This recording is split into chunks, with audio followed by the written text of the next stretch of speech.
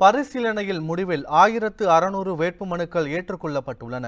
வேட்புமனுக்களை நாளை மாலை 3 மணி வரை வாபஸ் பெறலாம் என தேர்தல் ஆணையம் அறிவித்துள்ளது.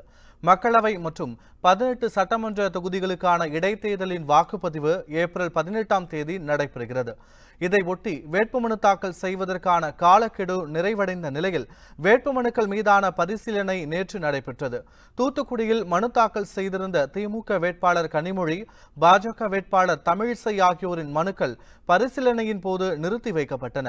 நீண்ட இழுபறிக்கு பின்னர் இருவரது மனுக்களும் ஏற்றுக்கொள்ளப்பட்டன. தருமபுரி தொகுதியில் அன்புமணி ராமதாஸ் மனு ஏற்கப்பட்டது.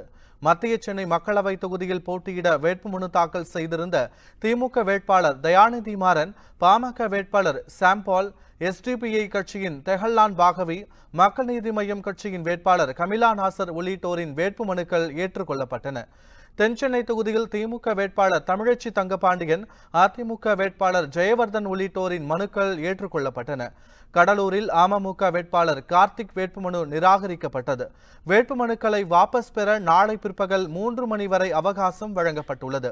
நாளை மாலை இறுதி வேட்பாளர் பட்டியல் வெளியிடப்படுகிறது. அதன் பிறகு சுயேட்சைகளுக்கு சின்னம் ஒதுக்கும் பணி தொடங்கி நடைபெறவிருக்கிறது. உண்மை செய்திகளை உங்கள் கண்முன் கொண்டு வரும் காவிரி நியூஸின் யூடியூப் சேனலை சப்ஸ்கிரைப் செய்யுங்கள். நொடிக்கு நொடி நாட்டு நடப்புகளை தெரிந்து கொள்ள kaverinews.tv, Facebook, Instagram, Twitter போன்ற சமூக வலைதள பக்கங்களோடு எப்போதும் இணைந்திருங்கள்.